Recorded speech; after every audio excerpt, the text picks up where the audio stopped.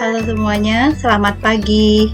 Bagaimana kabarnya hari ini? Semoga tetap sehat ya. Nah, kita bertemu lagi di mata kuliah kalkulus 1 di pertemuan kita yang ke-21 ya. Nah, kalau kemarin kita sudah membahas tentang komputasi pada turunan.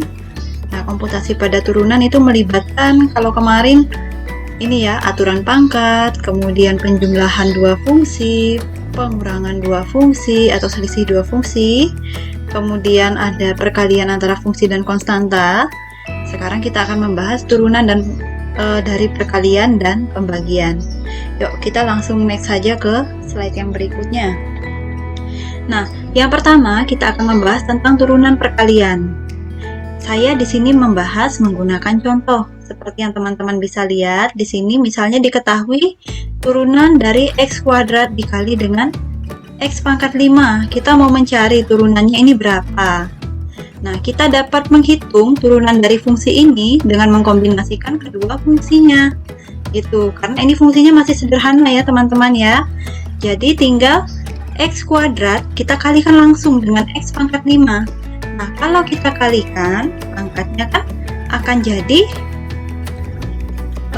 ini ya, penjumlahan ya, pangkatnya x kuadrat dikali x pangkat 5, ini nanti sama dengan x pangkat 2 ditambah dengan 5, sama dengan x pangkat 7, begitu ya.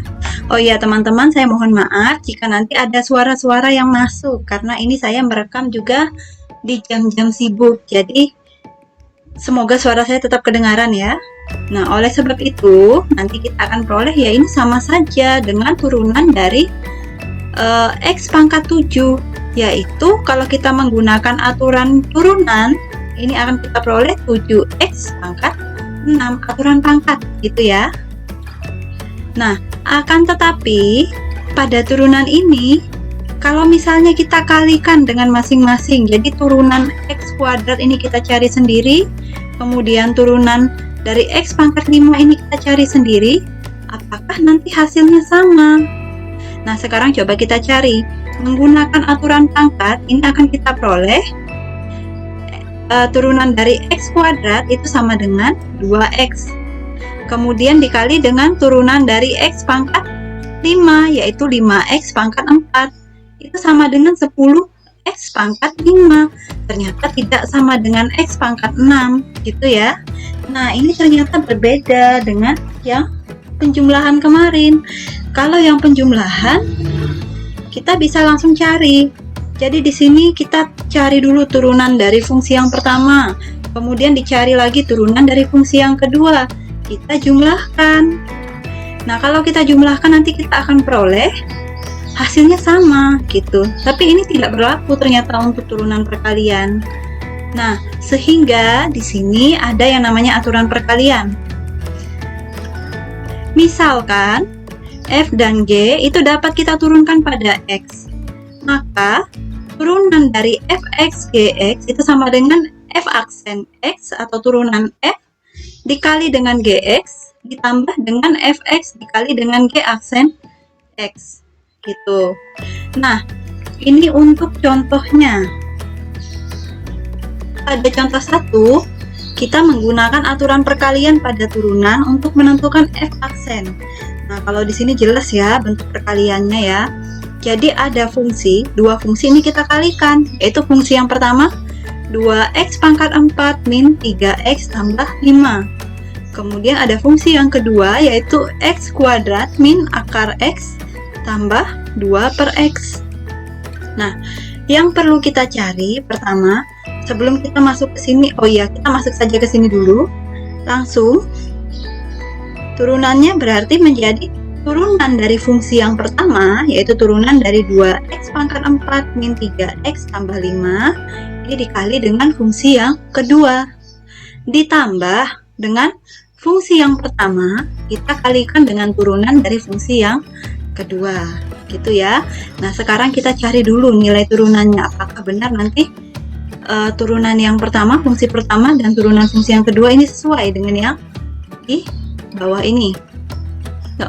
Yang pertama, kita punya d per dx untuk 2x pangkat 4 min 3x tambah 5. Nah, ini tinggal menggunakan aturan pangkat, sehingga nanti kita peroleh 8x pangkat 3. Jadi 2 dikali 4 kali x pangkat 4 min 1 min 3. Ini cuma 3x ya. Nah, tambah 5 karena ini konstanta kan jadinya 0 gitu ya. Nah, selanjutnya ini untuk turunan dari fungsi yang pertama.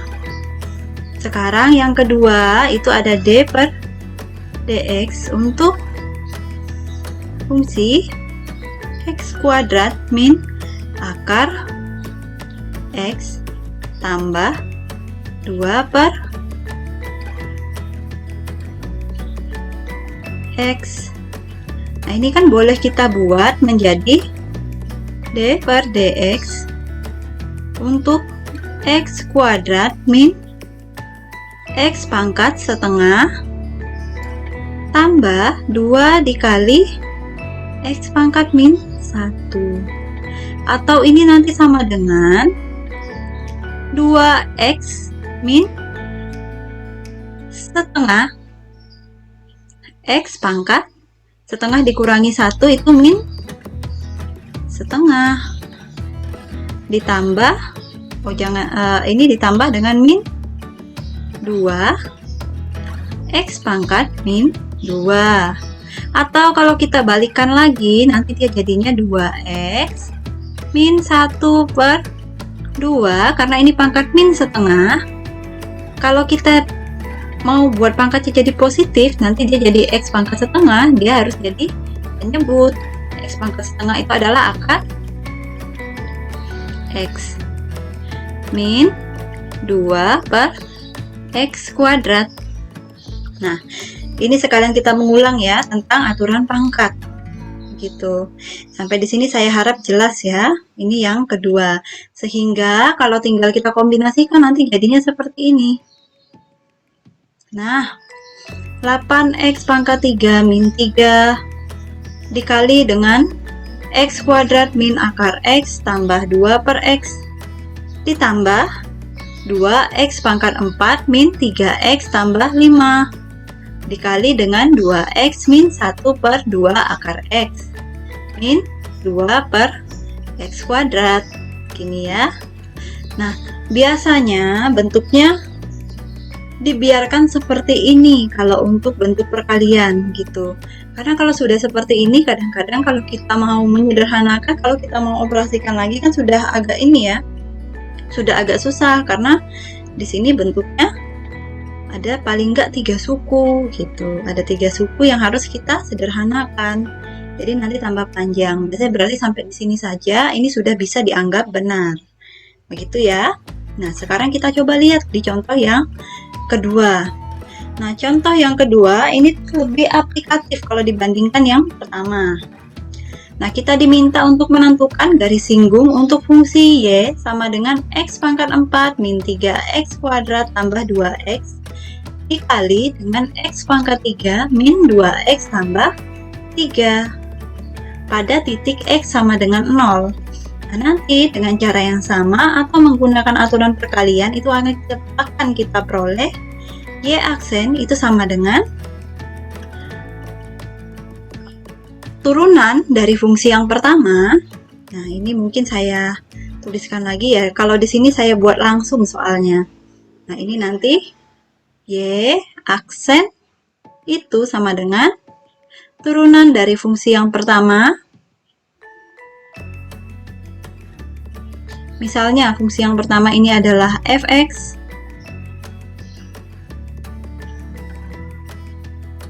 Kemudian yang ini, yang kedua adalah g dikali dengan g ditambah f dikali dengan turunan dari g. Nah, kalau kita kalikan, langsung kita akan peroleh turunan yang pertama. Ini kan polinomial semua ya, jadi bisa kita langsung gunakan aturan pangkat. Turunan pertama itu adalah 4x pangkat 3 min 6x tambah 2. Ini turunan kita yang pertama dikali dengan fungsinya yang kedua, yaitu fungsi G. Ada yang berubah dari fungsi G ya. Kemudian ini ditambah dengan fungsi yang pertama, kita kalikan dengan turunan fungsi yang kedua, yaitu 3x kuadrat min 2.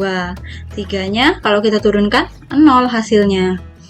Nah, selanjutnya, ini sudah fungsi Y aksen ini sudah merupakan fungsi untuk menentukan garis singgungnya. Nah, tadi kita diminta menentukan garis singgung pada titik X sama dengan 0. Berarti tinggal kita substitusikan saja. Y0, tadi Y aksen, itu kan sama dengan, ini saya tulis lengkap aja ya, 4x pangkat 3 min 6x tambah 2 x pangkat 3 min 2x tambah 3 tambah dengan x pangkat 4 min 3x kuadrat tambah 2x dikali 3x kuadrat min 2. Nah, untuk y sama dengan 0, ya tinggal kita masukkan nilai 0. 4 kali 0 ya 0, dikurangi 6 kali 0 ya 0, ditambah 2 begini. Nah, kemudian ini 0 pangkat 3 ya 0, dikurangi dengan 2 dikali 0 ya 0 juga, ditambah 3. Maka nanti kita peroleh 2 dikali 3 ditambah dengan, nah ini 0 pangkat 4 ya 0, min 3 kali 0 ya 0, tambah 2 dikali 0, ini 0. Sebentar.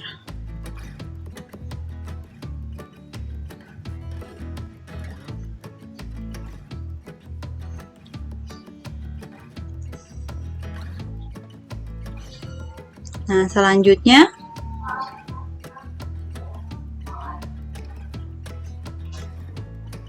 ini 3x 3 dikali 0 kuadrat ya 0, min 2. Ini tinggal kita kalikan, 0 dikali min 2 kan ya 0, jadi sisanya 2 dikali 3 yaitu 6. Nah, 6 ini apa? 6 ini adalah garis singgungnya. Nah, kemudian garis singgung yang dimaksud adalah garis dengan kemiringan 6 dan melalui titik 0,0. Loh, kok jadi 0,0, Bu? Nah, sekarang kita cek lagi. Tadi kita punya X itu sama dengan 0. Nah, selanjutnya untuk pasangannya yaitu Y, itu tinggal kita substitusikan ke dalam persamaan Y ini. Nah, kalau kita substitusikan untuk X sama dengan 0, maka Y-nya kalau kita masukkan jadinya ini 0 pangkat 4 min 3x kuadrat 3 pangkat 0 kuadrat ditambah 2 kali 0 dikali dengan 0 pangkat 3 min 2 kali 0 tambah 3. Nah, ini kan sama dengan 0 untuk Y-nya. Makanya nanti kita peroleh pasangannya dari X sama dengan 0, ya Y sama dengan 0. Nah, yaitu persamaan Y sama dengan 6X. Nah, ini dapatnya lagi dari mana, Bu? Nah, ini kita dapatnya dari Y min Y1 sama dengan M X min X1, di mana Y1 dan X1 itu adalah 0 yang kita masukkan tadi. Makanya nanti kita peroleh Y min 0 itu sama dengan 6 X min 0 atau Y sama dengan 6X. Saya harap jelas ya sampai di sini. Selanjutnya kita masuk pada turunan pembagian. Nah, untuk turunan pembagian ini modelnya juga sama seperti turunan perkalian tadi. Jadi dia punya aturan sendiri. Nah, misalnya kalau di sini diketahui kita punya fungsi f dan g yang dapat diturunkan pada x, di mana g itu merupakan penyebut sehingga g tidak boleh sama dengan 0. Maka turunan dari fungsi fx dibagi dengan gx itu sama dengan turunan fungsi fx dikali dengan gx dikurangi dengan fx dikali dengan turunan GX. Nah, ini jangan sampai terbalik ya, karena ini tandanya tanda selisih. Per GX kuadrat. Gitu ya. Kita langsung saja melihat contohnya seperti apa. Nah, misalkan kita diminta untuk menghitung turunan dari fx sama dengan x kuadrat min 2 per x kuadrat tambah 1. Sehingga nanti kita harus menuliskan, ingat seperti yang tadi jangan sampai terbalik. Yang pertama diturunkan itu adalah pembilangnya. Ya. Jadi turunan dari pembilang yaitu x kuadrat min 2 dikali dengan fungsi penyebutnya x kuadrat tambah 1 dikurangi dengan pembilangnya dikali dengan turunan penyebutnya yaitu x kuadrat min 2 dikali dengan turunan dari x kuadrat tambah 1. Nah, ini tinggal kita turunkan biasa ya, kebetulan fungsinya juga sederhana. Sehingga nanti kita peroleh 2x dikali dengan x kuadrat tambah 1 min x kuadrat min 2 kali 2x per x kuadrat tambah 1 dikuadratkan sama dengan 6x per x kuadrat tambah 1 kuadrat. Nah, seperti itu ya. Ini untuk keseluruhan aturan perkalian, kemudian aturan pembagian. Nah, besok kita akan membahas aplikasi dari komputasi turunan, gitu ya. Ya, saya harap sampai di sini penjelasan saya bisa membantu kalian untuk melengkapi pemahaman dari slide yang ada. Terima kasih, selamat belajar.